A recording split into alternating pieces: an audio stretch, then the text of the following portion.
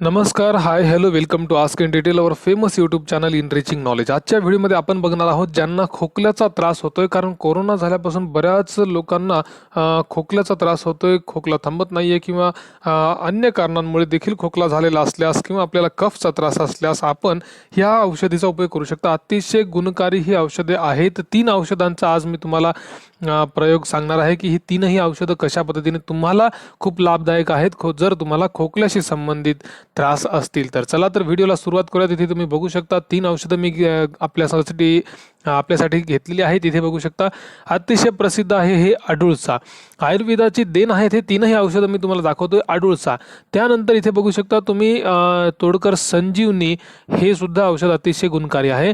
आणि त्यानंतर इथे बघू शकता पतंजलीचे श्वासारी प्रवाही, हे औषध देखील गुणकारी आहे. या औषधांमध्ये कंटेंट जे काय आहेत ते काही बऱ्यापैकी कंटेंट हे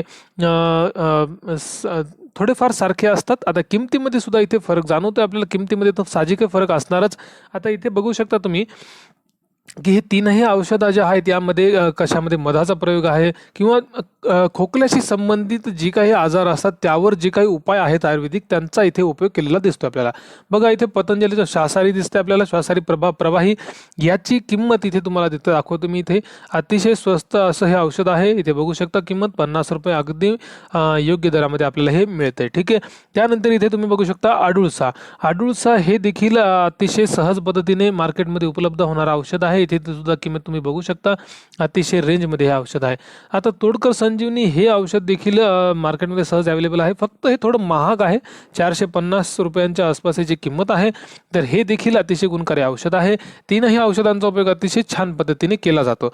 तर आपण इथे बघूयात की हे तीनही औषध घ्यायची कशी आहेत आणि कशा पद्धतीने घ्यायची आहेत. आता मी इथे मला ज्या पद्धतीने सांगण्यात आलेलं आहे किंवा ज्या पद्धतीने मला माहिती आहे त्या पद्धतीने मी तुम्हाला मात्र सांगतोय. पण माझा असा सल्ला असेल तुम्हाला की तुम्ही तुमच्या आयुर्वेदाचार्यांशी, आयुर्वेदिक डॉक्टरांशी संपर्क करून तुम्ही हे औषध घेऊ शकता. त्यांच्याकडून मात्रा समजून घेऊन तुमच्या आरोग्याशी संबंधित, कारण तुमचं शरीर, तुमची प्रकृती, तुमचे जे काही शरीर यष्टी आहे, वय आहे, ह्या सगळ्यांमध्ये अंतर असू शकतं. तर तुमच्या आयुर्वेदाचार्यांशी संपर्क करून त्यांच्याकडून ह्या औषधाची मात्रा तुम्ही समजून घेणे अतिशय महत्त्वाचे आहे. कारण प्रत्येक व्यक्तीची प्रकृती ही भिन्न असते. चला तर जनरली ढोबळ मानाने समजून घ्यात. आता तोडकर संजीवनी हे कसं घ्यायचं आहे.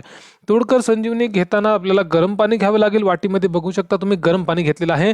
आता ह्या गरम पाण्यामध्ये तुम्हाला 5 ते 10 थेंब टाकावे लागतील. ठीक आहे. आणि त्यानंतर तुम्ही याचे सेवन करू शकता. हे औषध देखील तुम्ही दिवसातून 1 किंवा 2 वेळा घेऊ शकता. ठीक आहे. तोडकर संजीवनी, मी थोडंसं पुढं घेतोय व्हिडिओ, आपण लगेच पुढचे औषध बघूयात. इथे बघा कंटेंट दिलेलं आहे, मात्रा कशी घ्यायची हे सर्व दिलेलं आहे. तरी पण तुमच्या आयुर्वेदिक डॉक्टरांशी, आयुर्वेदाचार्यांशी संपर्क करून तुम्ही याची मात्रा ठरवून घेऊ शकता. ठीक आहे. यामध्ये कंटेंट तुम्ही बघू शकता आणि इथे दिलेलं आहे 20 ते 30 थेंब किंवा 10 ते 20 थेंब आपण आपल्या वयोमानानुसार, प्रकृतीनुसार हे घेऊ शकता. हे झालं तोडकर संजीवनी. त्यानंतर आपण बघूयात अडुळसा. अडुळसा हे अतिशय प्रसिद्ध असं औषध आहे. इथे बघू शकता मी 10 ml चे कंटेनर घेतलेलं आहे, झाकण घेतलेलं आहे. त्यामध्ये मी 10 ml पूर्ण अडुळसा हे भरलेला आहे.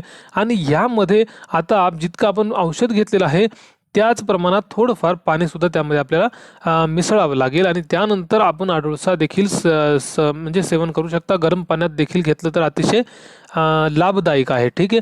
त्यानंतर अडुळसाच्या नंतर आपण पुढचं औषध बघत आहोत. इथे श्वासारी प्रवाही जे पतंजलीचं आहे, याचे सुद्धा कंटेनर इथे बघू शकता तुम्ही. 10 ते 15 ml दिलेलं आहे. तर कंटेनरमध्ये आपण घेत आहोत. 10 ml चा हा कंटेनर आहे. यामध्ये या झाकणामध्ये आपण हे श्वासारी प्रवाही घेतलेलं आहे. हे तुम्ही डायरेक्ट सुद्धा घेऊ शकता किंवा पाण्यामध्ये टाकून सुद्धा घेऊ शकता.